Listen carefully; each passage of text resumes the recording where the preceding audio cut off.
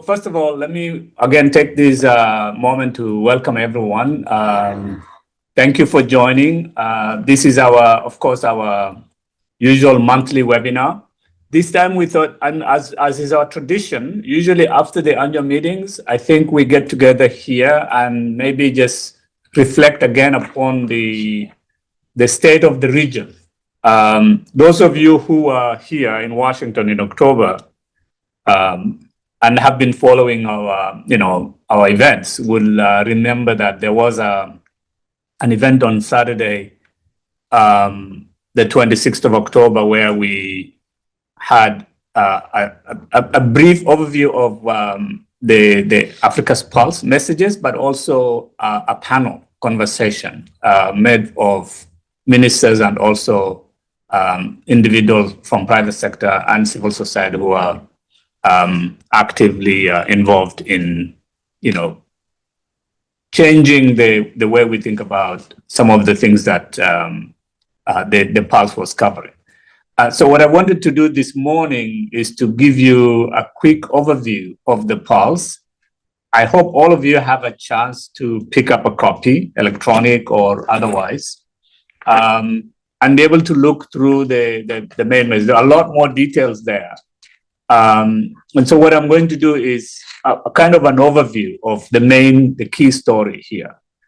And the key message, I think the key message that we wanted to convey on this Africa's Pulse is that for a very, very long time now, and we're all going through this, the region has been trapped in this low growth equilibrium. Growth is truly, truly essential for the continent. Higher growth that is sustained is really, really urgent in order to be able to solve a lot of the problems that are currently besetting the continent. That requires a lot of structural reforms that are bold, that are courageous, that are in some ways radical. At the same time, though, the region is now really held hostage by the current concerns with macroeconomic stability. Fiscal problems are all over the continent. Financing government and investments, public investments, are challenged and constrained. So, and spending on things that really, really matter are beginning to be under a lot of strain. So you have this big, seesawing of things. You want big reforms in order to be able to start growth. And at the same time, the region right now, its priority is really focusing on stability, macroeconomic stability. And so what we're trying to say in this Pulse is that, there is a narrow path for how to manage those two competing events. Okay, so with that, let me then start off with the first part, which is really about what we see as evolving macroeconomic issues. The first thing is, let me start with some good news. The good news is that, in fact, the region has had quite a bit of success in stabilizing inflation, right? A couple of years ago, we would be talking about the possibility that we will be in for a long period of high levels of inflation that are going to be very disruptive to economic activity. I think we can take a deep sigh of relief now that inflation this year is going to come under 5%. 7 out of 10 of our countries, of African countries now, are within inflation targets that they consider to be low enough for them to relax a bit. Now, so the battle is not entirely won because 3 out of 10 countries are still dealing with high levels of inflation, in which we mean double-digit inflation.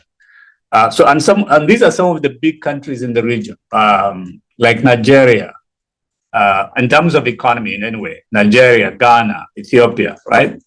Angola. So these are all countries that are really dealing with double-digit inflation. So for those countries, the fight is not yet over, and so the inflation still needs to be brought under control. But for most of them, this is really something to celebrate.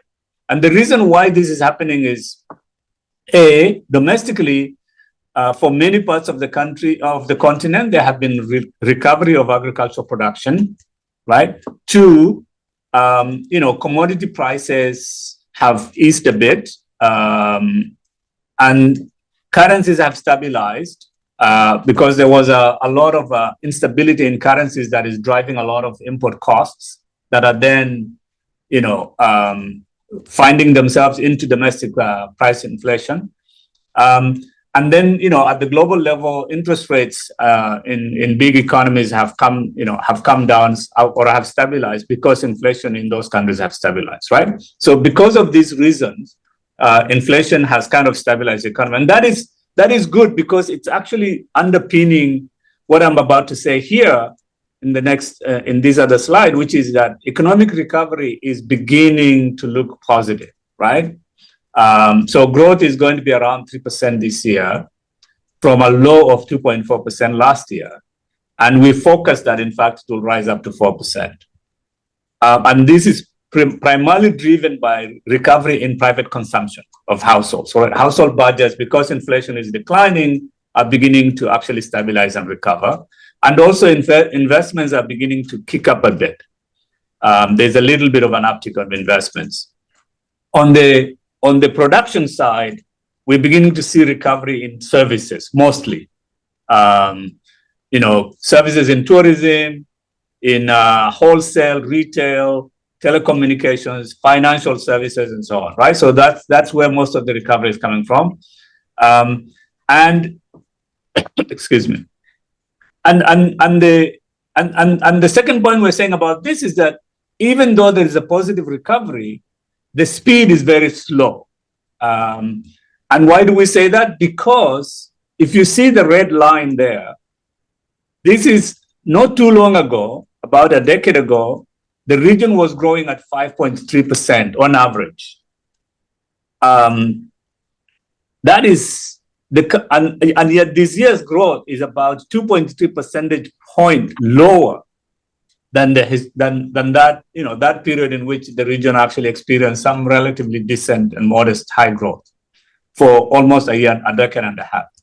So this is a region that is capable of growing higher, but right now it's growing below what it could potentially be growing at.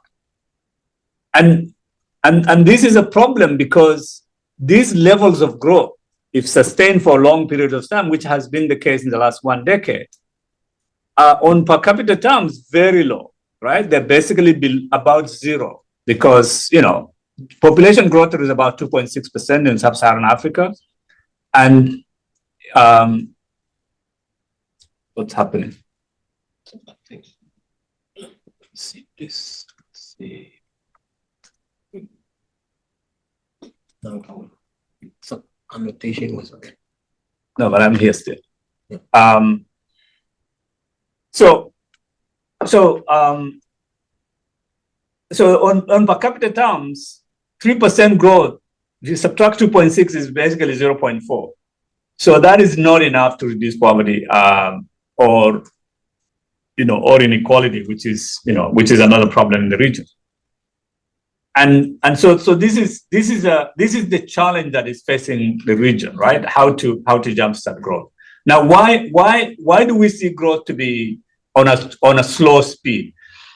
I should add here that even though this is like a regional average of 48 countries, there are huge variations across countries. Okay, so there are some countries that are growing at above 5%, 5-6%. So in West Africa, that's a cluster of countries around, the WAMU countries, the West African Economic and Monetary Union. That's Benin, Cote d'Ivoire, Senegal, Togo, thereabouts, right? So those countries, Cape Verde, these countries are growing at around 6% per capita.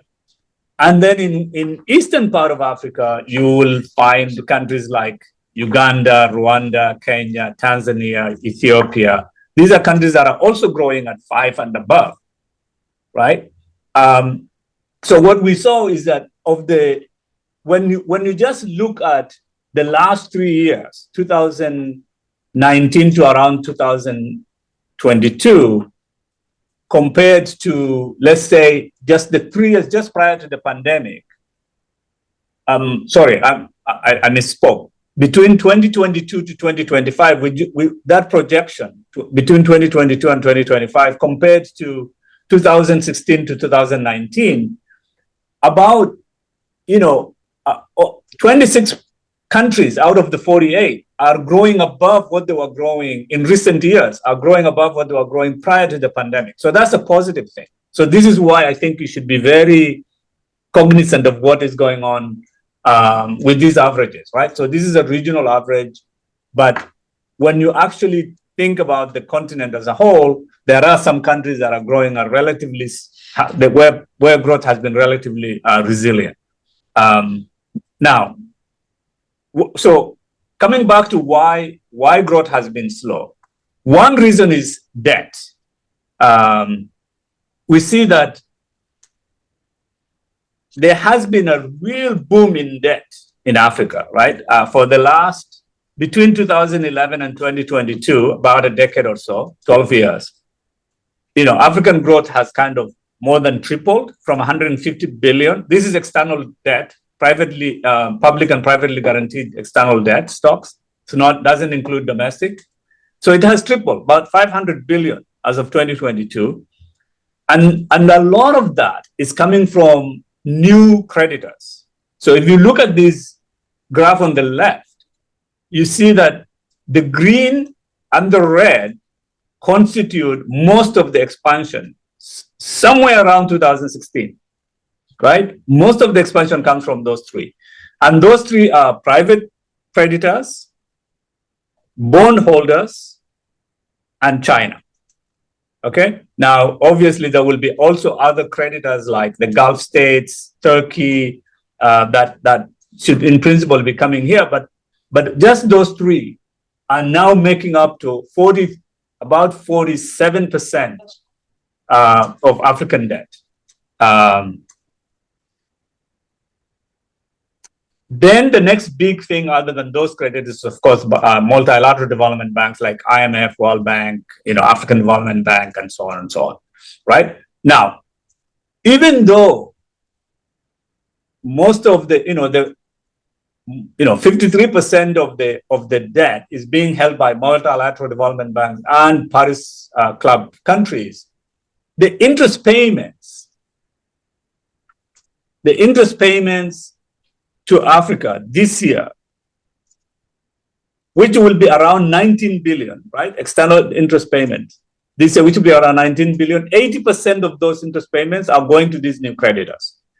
And the reason is because these new creditors are issuing debt that is short maturity and very high interest rates, right? So the combination of the two is why, in fact, you see that even though they have a lower share of debt stock, they are holding lower share of debt stock, they're actually the ones who are receiving most of the interest payments. Now, that has two consequences for African countries. One is it's really slowing down fiscal consolidation. It's making fiscal consolidation, if you look at the graph on the left, what the red bars show is the balance between spending and revenues. And that is converging to almost zero as rapidly, right? From about 2020. But then if you introduce interest payments, okay, then the rate of decline in the fiscal consolidation slows down substantially. So that's one thing, right? So these high levels of interest payments are constraining fiscal consolidation or the speed of fiscal consolidation. And the second thing they're doing is they're leaving these countries to engage in very painful trade-offs and choices, as you see on the graph in the right, where now almost 17 countries are spending more on interest payments than they are spending on education and health combined, right? So that is an unsustainable situation, because as we see later, education and health investments are going to be something really crucial for the continent in order to be able to break through from where it is now. The second reason why we see the slow growth down is because these investments have been very low. The investments in public, private, even foreign direct investments have been declining for quite a while. And they hit rock bottom sometime around 2020, 2021. There's a slight uptick, as you can see in those graphs, but still substantially lower than where they were even as recently as 2019, right?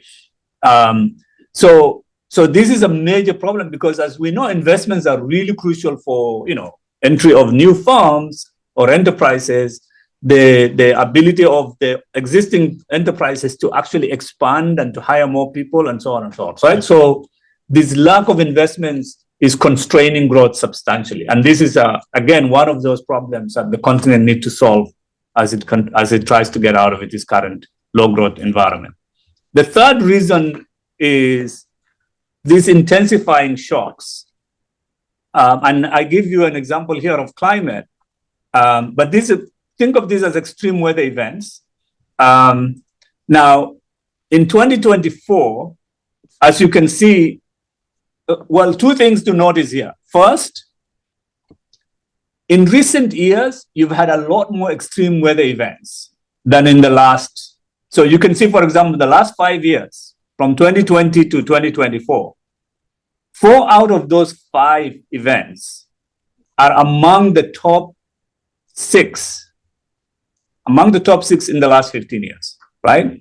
So there have been twice as many extreme events in the last 5 years as there have been in the last 10 years, in the prior 10 years, right? So that is a sign that, in fact, this thing is becoming more intense. 2, you can see that even though we see in other graphs, we show in other graphs in the report, even though the floods are more frequent, the more damaging events are actually droughts. And the reason is because droughts they have huge spillovers into the economy, right? If you are not only is there crop failure across the board, in which case there's food insecurity, hunger, and so on, but especially for a lot of countries that rely on hydro, the electricity supply also gets constrained and shrinks. So factories are closed, jobs are lost, and so the whole economy basically, economic dynamism basically gets constrained. So I think it's really, really important to think about what it means when we think about climate resilience. We really need to think about resilience across the board, of course, but in particular, how to be resilient to things like droughts. And you can see that in 2024, this drought, which is particularly severe in Southern Africa, has led to, disrupted livelihoods of about 24 or so million people.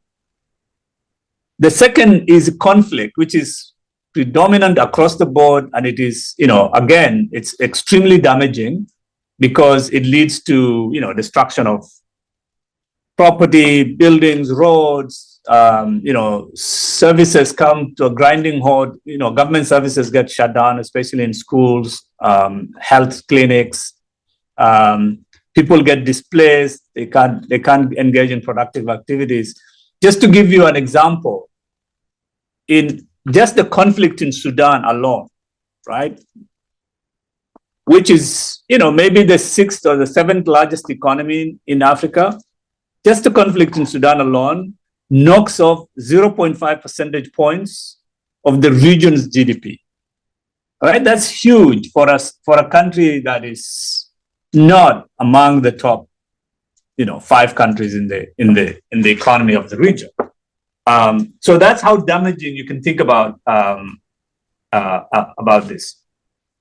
So let's think about this. So what we need is obviously a faster, more sustainable growth. And I'm giving you an example here of just how severe the growth slowdown in Africa has been compared to what's going on in other parts of the world. In this graph, you will see that what per capita income growth has looked like since pandemic period for 4 regions of the world: East Asia, South Asia, Africa, Sub-Saharan Africa, and Latin America, right? And what you can see here is that in East Asia and Sub-Saharan Africa, per capita income is now 30% higher than what it was prior to the pandemic. In Africa, we are barely getting back to where we were in per capita terms in 2019. Barely. Okay? So what we need is to have an economy that behaves and responds like the economies of East and South Asia. Okay, so for that, we need a lot of things, of course. We need better institutions. We need better roads and connectivity. We need better, digital infrastructure. We need better energy supply and, cheap and reliable energy supply. We need all kinds of things. Good leadership. You can name a long list. But what we're saying is that one of those really, really important things that we need is a well-educated, highly skilled population, because that is what's going to drive African growth going into the future. And we're saying that because I think the region has an incredible window of opportunity that it doesn't want to lose. That window of opportunity is here, where we see that in the next 25 years, within a generation, basically, starting today, the working age population of Africa will double. Okay? Now, in order to be able to make sure that that working age population is going to be the one that will be driving productivity growth and therefore prosperity, it's important to educate them now, right? You can't wait until 10 years from now, 15 years from now, right? Because education and health investments take a long time to pay off. The moment to try and really change the trajectory of growth in Africa is to invest in the people, the cohorts that are coming to the school system now, this moment, right? So that's why we say that there is a really, really short, incredibly important window of opportunity for the continent, okay? Now, what is the education system, is the education system really fit for purpose in order to deliver on that at the moment? And the answer is yes and no. Yes, in the sense that, in fact, a lot of children are now back in school, right? Enrollment rates are high, almost universal, except for small pockets, right? Primary completion is, almost getting to, 80, 70, 90% from very low base, but it's still getting, it's huge improvements there. Gender parity in most places have been achieved, except for small pockets like the Sahel, right? And sub-regional areas within a country, right? Even secondary enrollments have doubled or more than doubled, even though, in fact, a lot more needs to happen, right? So that's good progress. But what is actually a problem is that while these children are coming into the school system and there have been a massive victory over that, they're not learning. And this graph, these two circles show why, okay? So only 1 out of 10 primary school leavers are proficient in mathematics. Okay, so that cannot be the basis, and only 7 out of 10. Only 3 out of 10 are proficient in reading, right? So that cannot be the basis for actually improving productivity going forward, right? So this is one major problem that needs to be settled. The other problem is skills, right? So, Africa has the lowest levels of tertiary education, the lowest levels of secondary education, the lowest levels of TVET. Yeah, that's right. And those skills are important for 2 reasons. One, what Africa needs is to catch up on growth with the rest of the world. In order to do that, it doesn't need to invent new things, doesn't need to reinvent wheels. It just needs to be able to absorb the technology that's out there, right, for them into their factories, into their homes, into their offices, right, or into their farms. That's what it needs. But for that to happen, you need a population that is skilled enough to actually absorb this technology and infuse it into their day-to-day life and increase productivity and become more efficient, right? So these levels of skills are not going to be sufficient unless they improve substantially. Okay. And the next thing, the most important thing to do is to think about, okay, so how do we then solve this problem of learning and this problem of skills? Now, the point we're making here is that you're going to have to spend more. Okay? As you can see, those who spend more in this graph, those who spend more get higher levels of learning outcomes. And learning outcomes are very important for productivity increases, right? So that is important. But in addition, though, these countries need to be a bit more efficient. They need to be a lot more efficient, right? Because as you can see, I can't. Okay, so I don't know if you can see my my cursor, but look at this: Kenya and say Senegal, which is here, down here, right? Or Cote d'Ivoire, or even Ghana, right? They spend roughly the same amount per capita on students, but they have hugely different outcomes when it comes to learning outcomes, right? Similarly, you look at Mauritius and say Botswana or South Africa, Namibia, right? They spend roughly the same, but they have hugely different outcomes when it comes to learning outcomes. So there are huge efficiency gains these countries can learn from each other in order to be able to actually improve, even without increasing the amount of money that they're spending now. There are huge efficiency gains that can be exploited in order to be able to have better outcomes. So that's a challenge for the region. And there are, in the report, we spell out a whole lot of ways in which, in fact, this can be achieved. So please, if you want more details, you can go there. So let me just conclude so that we can then. So I think there are two things to take away from here. The first is that on the macro side, there's still unfinished agenda to try and achieve stability. However, one aspect of the stability and macro stability has already been achieved and need to be maintained, and that's inflation that has come under control, except for the three out of 10 countries that we talked about. What is really now urgent on the macro side is to achieve fiscal stability, right? And in order to do that, there is real urgency to try and reduce the debt burden.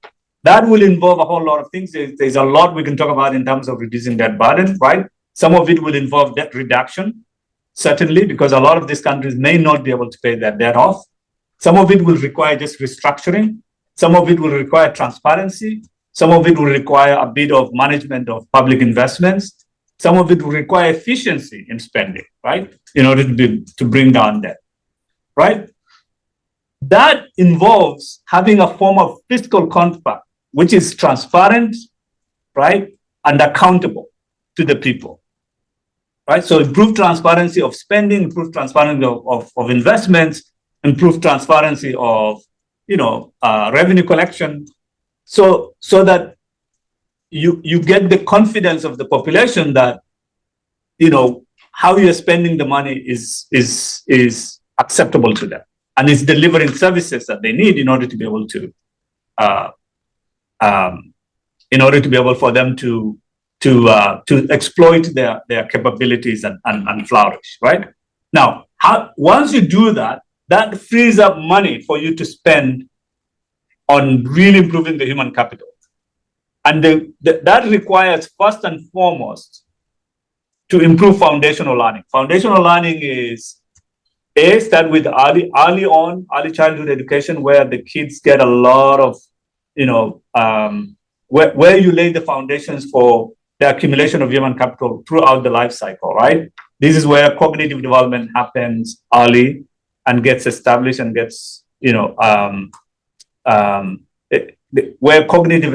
where the foundations of cognitive development, physical development, socio-emotional development is actually established. Then you need at least at the primary level, proficiency. So we need to reverse these, these statistics that we just saw.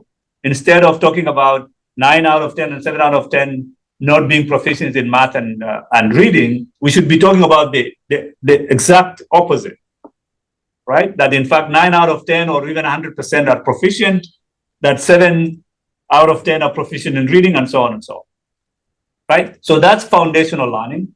And then we need skills for an evolving economy, so that these young people this large working age population can begin to infuse a lot of technologies into the economy and be able to increase their productivity and of course their returns and remuneration and wages and jobs and therefore their incomes.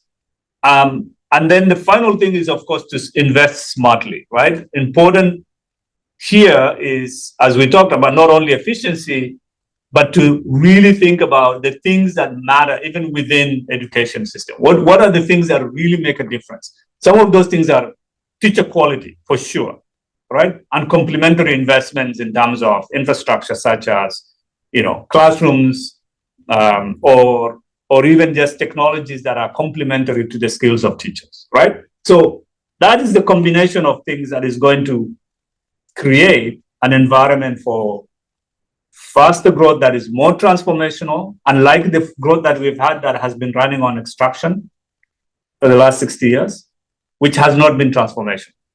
And so we're making a bet here, okay? We're making a bet here that investments in human capital for the next decade or so will actually usher a period of a sustained high levels of growth for the region that will be transformational. That is the foundations for the new growth. So let me stop here and then take questions.